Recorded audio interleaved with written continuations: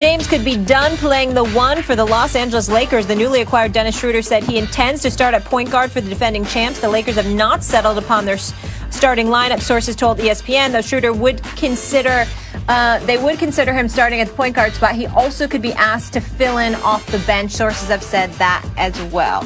Max, I'll start with you here. How much pressure is on the Lakers to repeat?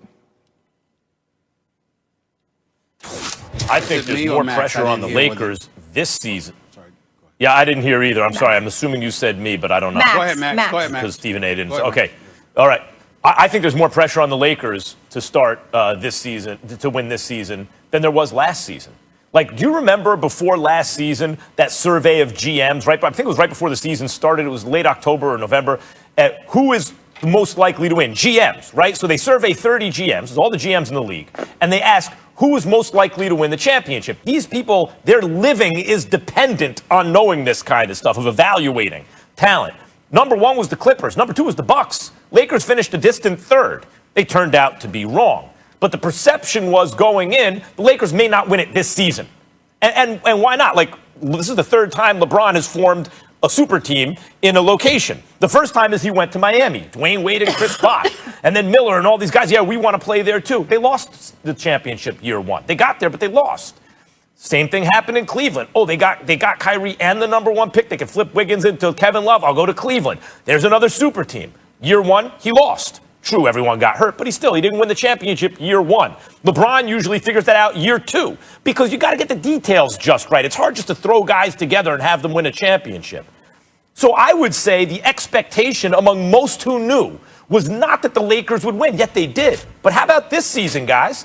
What's the expectation now? A lot of people would say the number one and number two players in the world are both on the Lakers. They just won the championship, and I think everyone agrees they improved at least on paper in the offseason. Montrezl Harrell and Schroeder and Marc Gasol. So, yeah, there's more pressure now, especially, Stephen A., as you know. You spent enough time in L.A. and have covered the league long enough and have been alive long enough to know. Lakers fans, they get greedy. You know, the reason they want to win a championship is because you can't repeat or three-peat without winning the first one. Now they expect it. So do the odds makers, and I think there's more pressure than ever right now. Well, for me personally, when I think about three-peat, that's the only time that I'm interested in applying any kind of pressure to LeBron James at this stage and point in his career. He's never done that in his career. He won back-to-backs in Miami. He won one in Cleveland. He won one with the Los Angeles Lakers. But he's never three-peated like Jordan. He's never three-peated like Kobe. And so because of that, I would like to see that. I don't think that will happen. At the end of the day, when you look at all the moves that the Lakers made, certainly they're the favorites. They're the prohibitive favorites.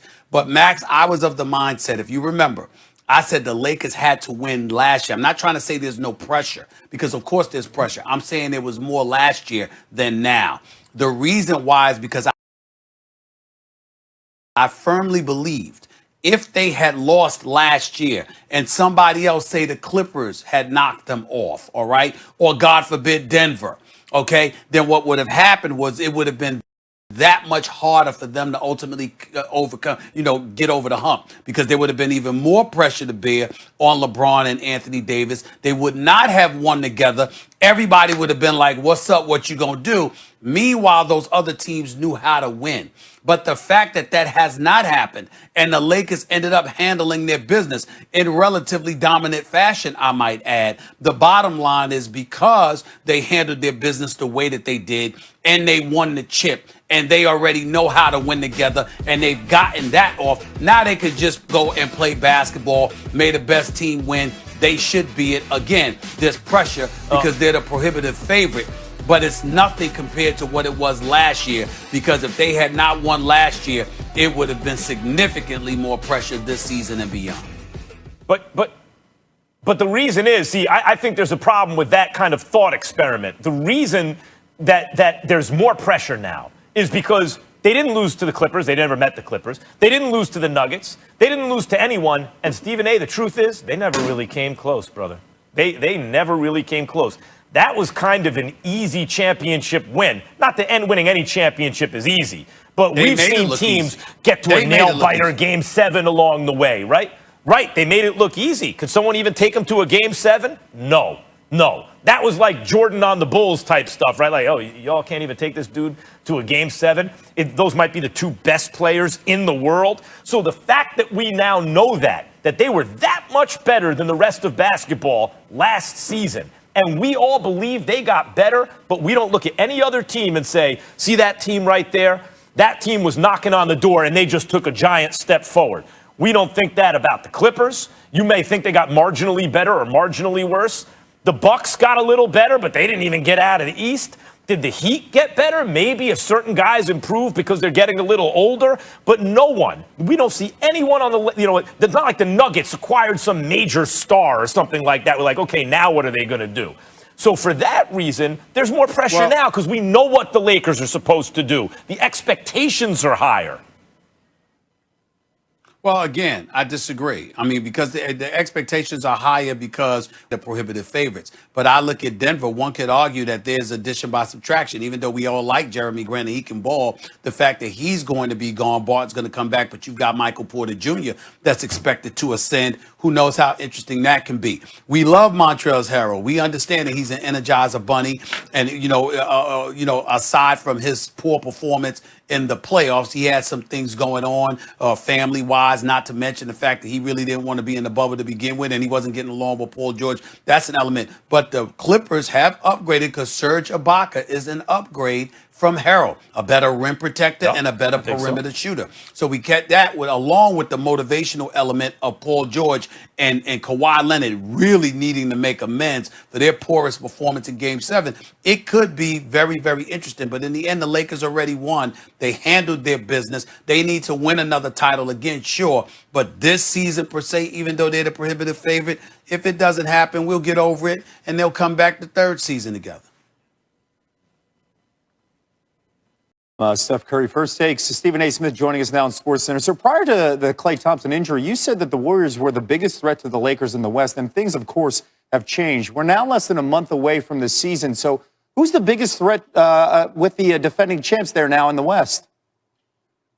I'm going to say it's the Los Angeles Clippers, somewhat by default. I don't think Denver has gotten stronger. The Houston Rockets certainly haven't gotten stronger, and obviously the Warriors situation is what it is. But when you look at the Los Angeles Clippers, not only did you acquire Serge Ibaka, we like Montrezl Harrell, the reigning sixth man of the year, but he can't shoot from the perimeter the way Serge Ibaka can, and he's not the rim protector that Serge Ibaka is. So as a result of that, you've improved defensively, you've improved offensively, and on top of it all, you still have Kawhi Leonard and Paul George. Nobody in basketball should be more motivated to show up for this upcoming season than those two, considering the 3-1 lead they gave up to the Denver Nuggets in the Western Conference semifinals. And if you are Kawhi Leonard, remember, they traded all of those picks so they could acquire Paul George because that's what he wanted them to do. And as a result, they didn't have the assets to get a CP3 in the offseason to upgrade that point guard position, which is something Kawhi Leonard wanted to do. So all eyes should be on him. He should be required to show up. We know he can because he's a two-time champion and a two-time finals MVP.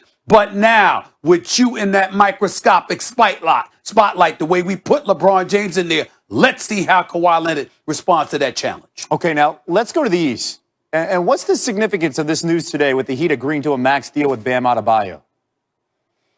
Well, the significance is that ultimately, it's compromising your ability to go after the Greek Freak. Now, either the Greek Freak has let it be known that he has every intentions of staying in Milwaukee, or Pat Riley in Miami. He said, hell no, we're not taking our chances. We're going to make sure we lock up Bam Adebayo for years to come with the contract that they gave him. Obviously, Bam and the Greek Freak, if I remember correctly, they have the same agent, so he'd have a clue or an inkling about what the Greek Freak was looking to do. Nevertheless, if you're the Milwaukee Bucks, you're feeling confident that you're going to be able to keep the Greek Freak, albeit there's no guarantee. If you're Pat Riley and the Miami Heat, you were saving that cap space to make sure you could go after him without trying to acquire him via a sign and trade or anything like that. Because they signed Bam Adebayo to this contract, it's going to be significantly more difficult to get your hands on a Greek Freak, assuming that's an opportunity that you'll have. We will be following the developments surrounding Giannis, of course, for the next month. Tuesdays here on the 6 p.m. Sports Center, they're very special with Stephen A. You know what the segment's called? Oh, no, you didn't. No, you didn't. But you know what time it is. Hold on to your seat. You know what time it is. Play that animation for me, please. And then there you go. Get knocked down by a breeze. What does he do? Get Tabasco sauce in his eye. Oh, no, you didn't. Not only can you not play football, you can't act either. Oh, no, you didn't. If you put shorts around your mouth, you're going to have bad breath. All the detergent in the world can't help that. Oh, no, you didn't. That's my list for this week. I'm just hoping we don't talk about shorts again this week, but we probably will. I got to tell you, each week during the NBA season, Oh No You Didn't was a staple of SportsCenter with Stephen A. But we do it right here on Tuesday. So Stephen A., take it away. The floor is yours. Y'all ready? Yeah. You ready, Ryan? Yep, You I'm ready, ready. Kevin? Oh, yeah. Are y'all ready for this week's edition? Oh, no, you didn't. Buckle up, y'all. Give it to me. Let's go to number 5. The one and only A.J. Brown for the Tennessee Titans. Going up against the Baltimore Ravens. He catches a pass at around the 8-yard line. Look at him. Chuck Clark, get off me. Marcus Peters, get off me. Marlon Humphrey, get the hell off me. And oh, by the way, the rest of the team bulldoze him and over. Right over Patrick McQueen. Right over Patrick Queen. We're looking at the Baltimore Ravens right now, wondering about this defense, wondering what the hell has happened to them. This is where Ed Reed and Ray Lewis